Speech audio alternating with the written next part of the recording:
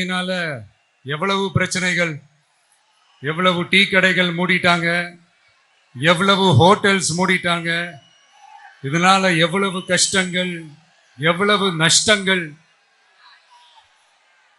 அவங்களாச்சும் கொஞ்சம் உஷாரா இருந்திருந்தாங்கன்னா இந்த கேஸ் தட்டுப்பாடை கொஞ்சம் கண்ட்ரோல் பண்ணியிருக்கலாம். இவங்களாச்சும் கொஞ்சம் முன்னெச்சரிக்கையா இருந்திருந்தா அட்லீஸ்ட் நம்ம ஊர்லயாச்சும் இந்த கேஸ் தட்டுப்பாடை கொஞ்சம் கண்ட்ரோல் பண்ணியிருக்கலாம். இவங்க 2 பேரும் தான் இதுக்கு காரணம். தாவேகா தலைவர் விஜய் அண்ணா அவர் தமிழ்நாடு இல்ல இந்தியா வாழ்ற அளவுக்கு அவரு யோசிச்சு போயிட்டாரு. ஆமா, திடீர்னு பார்த்தோம்னா அந்த இப்ப பிரச்சாரம் முடிஞ்சு போட்டு அவர் என்ன பண்றாரு, மேலையும் உஷாரா இருந்திருக்கலாம், இங்கேயும் உஷாரா இருந்திருக்கலாம் அப்படின்னாரு. என்னடா அது அங்கிட்டு இங்கிட்டு உஷாரா இருக்கலாமே அப்படின்னு பார்த்தா சிலிண்டர் தட்டுப்பாடு ஆகி போச்சான்.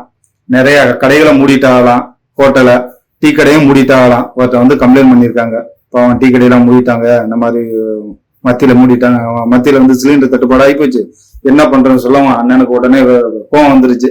நீ நடந்தால் அதிரடி, நான் நடந்தால் சரவடின்ற மாதிரி பேச ஆரம்பிச்சிட்டாங்க. முன்னெச்சரிக்கையா இருக்கக்கூடாதா அப்படின்னு. சரிண்ணே, நாங்க முன்னெச்சரிக்கையா இருக்கல. உங்கள்ட்ட யாரு சொன்னது?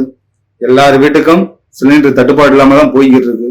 இன்னைக்கு கூட நியூஸை பத்தியெல்லாம் இல்லையா, ஒரு தட்டுப்பாடுல அது எப்பவும் இயல்பு வாழ்க்கை அது வாட்டுக்குள்ள போற வழிதான் போய்கிட்டு இருக்கு. இப்போ ஒரு குடும்பம்னா ஒரு சிலிண்டர் யூஸ் பண்ணுவாங்க. அதை வச்சு இப்போ ஒரு கடைக்கு 10 சிலிண்டர் தேவைப்படும் போது என்னன்னா அந்த இடத்துக்கு ஒரு 4 சிலிண்டர் தான் கொடுக்க முடியும். ஏன்னா மக்கள் எல்லாரும் கொடுக்கணும்ல. இதெல்லாம் யோசிங்கண்ணே. இப்போ ஒரு கடையும் ஒரு வீடும் ஒண்ணா கேக்குறேன். அங்கே இதை கேட்டா மத்தியில உஷாரா இல்ல, மாநிலத்துல உஷாரா இல்லைங்களா? எல்லா இடத்துலயும் உஷாரா தான் இருந்தாங்க, மக்களுக்கு தட்டுப்பாடு இல்லாம. இப்ப நீங்க டெய்லி பிரச்சாரத்துக்கு போறீங்க, டெய்லி டீசல் ஃபுல்லா பண்ணிட்டு தானே போறீங்க.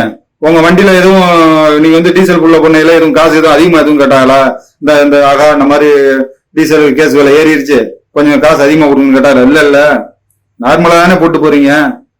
அப்புறம் என்ன அண்ணா, மோடிஜி அவர் நம்ம இந்தியா கண்ணுக்குள்ள வச்சு பாத்துக்கிட்டு இருக்காரு எல்லா மக்களையும். மக்களுக்கு எதுவும் பிரச்சனை ஆகக்கூடாது. அவர் மாதிரிலாம் ஒரு பாரத பிரதமர் கிடைக்கிறதுக்கு புண்ணியம் பண்ணியிருக்கணும்.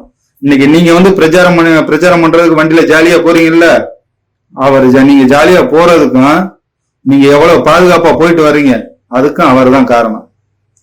இன்னைக்கு இந்திய நாடே ஒரு பாதுகாப்பா இருக்குன்னா அதுக்கு யாரு? மத்தியில இருந்து பாத்துக்கிட்டு தான் இருக்காங்க. ஃபர்ஸ்ட் உங்க கட்சிகள் நடக்கிற பிரச்சனை உங்களால சரி பண்ண முடியுதா? கிடையாது இல்ல. சொல்லுங்க, முடியுதா? இல்ல. ஆனா அப்படி போற போக்குல அந்த பெரம்பூர்ல ஏதோ அந்த நீங்க இந்த வேட்பாளர் இதுல உங்க இது ஏதோ கொஞ்சம் சரியில்லாம இருக்கான். அந்த தாக்கல் பண்ணீங்கல்ல பேப்பரு, ஆமா, அந்த பிராமண பத்திரம், அதுல ஏதோ இந்த வயது இதெல்லாம் கொஞ்சம் ஏதோ மாத்தி கொடுத்துருப்பீங்களா இருக்கா? அதை கொஞ்சம் சரி பண்ணிட்டு வாங்கினேன். அதை சரி பண்ணிட்டு நீங்க உங்க பிரச்சாரத்தை பண்ணுங்க. சரியா? மக்கள் எல்லாரும் ஏத்துக்குருவாங்க. ஃபர்ஸ்ட் உங்க கார்ல நீங்க போறீங்களே, கார்ல நீச்சல் அடிக்கிறாங்களே, உங்க கட்சியை உங்களால என்ன பண்ண முடியுது? கண்ட்ரோல் பண்ண முடியுதா? இல்ல. அப்படி இருக்கையில எதுக்கு நம்ம அடுத்த கட்சியை பத்தி நம்ம பேசணும்? நம்ம ஃபர்ஸ்ட் கட்சி நம்ம தான் அப்ப ஆரம்பிச்சிருக்கோம். ஒரு எலெக்ஷனோட இன்னும் இது ஒண்ணு இல்ல, இப்பதான் ஆரம்பிக்க போறோம். அதுக்குள்ள கட்சி தொண்டர்களே சரி நம்மளால சரியா நிப்பாட்ட முடியல. சொல்லுங்க, ஃபர்ஸ்ட் உங்க கட்சியை சரி பண்ணுங்க.